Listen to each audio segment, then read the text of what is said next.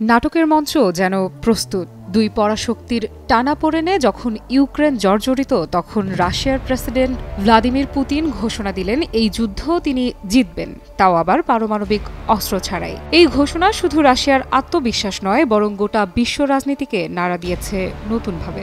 Ukraine যুদ্ধের তীব্রতা, ভূ রাজনৈতিক হিসেব নিকেশ এবং এক নতুন বিশ্ব ব্যবস্থার সম্ভাবনা নিয়ে এবার আমরা বিশ্লেষণ করব পুতিনের কৌশল, পশ্চিমা বিশ্বের প্রতিক্রিয়া এবং ভবিষ্যতের রাজনীতির গতিপথ। রাশিয়ার প্রেসিডেন্ট ভ্লাদিমির পুতিন সম্প্রতি এমন এক মন্তব্য করেছেন যা নতুন করে আলোচনার জন্ম দিয়েছে আন্তর্জাতিক অঙ্গনে। তিনি দাবি করেছেন ইউক্রেন যুদ্ধে রাশিয়া পারমাণবিক অস্ত্র ছাড়াই বিজয় অর্জনে সক্ষম এবং এই যুদ্ধ তাদের কাঙ্ক্ষিত পরিণতির দিকেই এগিয়ে যাচ্ছে। এই বক্তব্যের পেছনে কেবল রাশিয়ার সামরিক আত্মবিশ্বাসী নয়, বরং বৈশ্বিক কূটনৈতিক ভারসাম্য, ভূ রাজনীতি এবং পরাশক্তিগুলোর দীর্ঘদিনের সংঘাতও যুক্ত। 2022 সালের ফেব্রুয়ারিতে ইউক্রেনের রাশিয়ার সেনা অভিযানের পর ইউরোপে শুরু হয় দ্বিতীয় বিশ্বযুদ্ধ পরবর্তী সবচেয়ে বড় সামরিক সংঘাত। এই যুদ্ধ রাশিয়া ও পশ্চিমা জোট, বিশেষত ন্যাটো এবং যুক্তরাষ্ট্রের মধ্যকার একটি প্রক্সি লড়াইতে রূপ নেয়। এতে হাজার হাজার মানুষ নিহত, আহত ও বাস্তুচ্যুত হয়েছে। ধ্বংস হয়েছে শহর, অর্থনীতি ও মানুষের স্বাভাবিক জীবনযাত্রা। পুতিন তার সাম্প্রতিক মন্তব্যে যে আত্মবিশ্বাস প্রকাশ করেছেন তা নিঃসন্দেহে রাশিয়ার দীর্ঘমেয়াদী কৌশলের ইঙ্গিত দেয়। তিনি বলেন, রাশিয়ার যথেষ্ট সামরিক শক্তি, সম্পদ ও ধৈর্য আছে এই যুদ্ধে কাঙ্ক্ষিত লক্ষ্য অর্জনের জন্য। তবে সবচেয়ে গুরুত্বপূর্ণ হল তিনি আশা করছেন পারমাণবিক অস্ত্র ব্যবহারের কোনো প্রয়োজনই হবে না। এই বক্তব্য একদিকে যেমন উত্তেজনা কমাতে সহায়ক, অন্যদিকে তেমন প্রশ্নও তোলে, তাহলে এতদিন আন্তর্জাতিক গণমাধ্যমে চলা পারমাণবিক উদ্বেগ কিভাবে মূল্যায়িত হবে?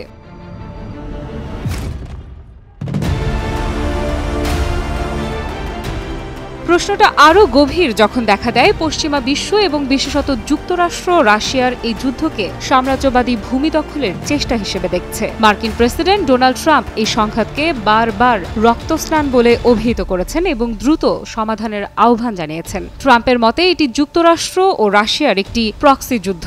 তার উদ্বেগ, এই যুদ্ধ বিশ্বযুদ্ধে পরিণত হতে পারে, রীতিমতো অশনি সংকেত। অন্যদিকে ইউরোপীয় নেতারা এবং বর্তমান মার্কিন প্রশাসন সরাসরি ইউক্রেনের পক্ষ নিয়ে রাশিয়াকে চ্যালেঞ্জ করে আসছে। তারা স্পষ্ট করে বলেছে এই আগ্রাসন প্রতিহত না করলে তা গোটা ইউরোপের নিরাপত্তার জন্য হুমকি হয়ে দাঁড়াবে। এই প্রেক্ষাপটে পুতিনের বক্তব্য এক ধরনের প্রতিরোধ এবং দীর্ঘস্থায়ী লড়াইয়ের সংকেত।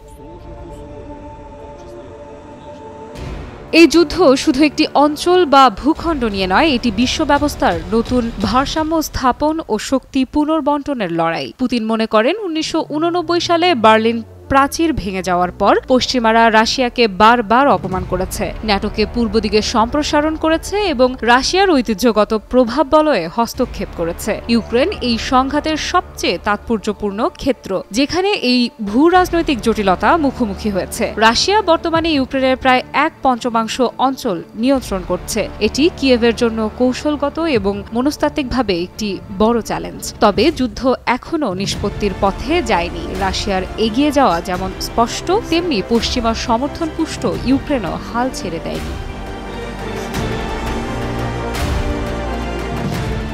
এদিকে দীর্ঘ যুদ্ধ ও পশ্চিমা অবরোধের মাঝেও পুতিন দেশের অভ্যন্তরে ব্যাপক জনপ্রিয়তা ধরে রেখেছেন। রাশিয়ার রাষ্ট্রীয় জরিপ অনুযায়ী তার জনপ্রিয়তা 85% ওপরে। স্বাস্থ্যকর অল টাইম হানিকম, সব সময় অল টাইম হেলদি লাইফ। এমনকি তার সমালোচকেরাও স্বীকার করেন তিনি একজন শক্তিশালী নেতা, যিনি দীর্ঘদিন ধরে দেশের নিয়ন্ত্রণ ধরে রেখেছেন। তবে তার বিরোধীরা তাকে একজন একনায়ক হিসেবে চিহ্নিত করেন, যিনি গণতন্ত্রকে পেছনে ফেলে দিয়েছেন, বিরোধীদের দমন করেছেন এবং ক্ষমতাকে কেন্দ্রীভূত করেছেন। সম্প্রতি প্রচারিত একটি তথ্যচিত্রে পুতিনের ব্যক্তিগত দিকও প্রকাশ পায়। তিনি বলেন, তিনি নিজেকে কোনো রাজনীতিক মনে করেন না, বরং একজন সাধারণ রুশ নাগরিকের মতোই তিনি দেশকে অনুভব করেন এবং একই বাতাসে নিঃশ্বাস নেন। এই বক্তব্যে হয়তো মানবিক দৃষ্টিকোণ ফুটে উঠেছে, তবে অনেকের চোখে তা রাজনৈতিক কৌশলও হতে পারে। 2002 সালের নর্থ অস্ট থিয়েটার জিম্মি সংকটের স্মৃতিচারণে পুতিন বলেন, সেদিন প্রথম তিনি হাঁটু গেড়ে প্রার্থনা করেছিলেন। এটি একটি বিরল স্বীকারোক্তি যা তার ব্যক্তিগত দুর্বলতা এবং বিশ্বাসের গভীরতা নির্দেশ করে।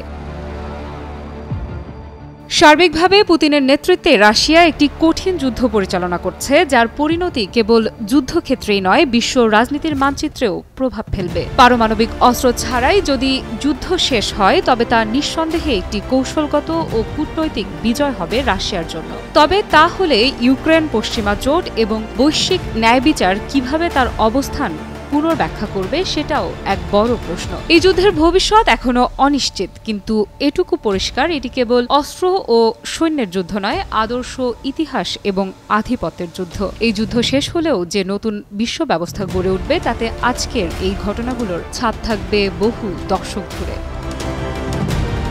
আফ্রিদা ইফরাত, নিউজ 24।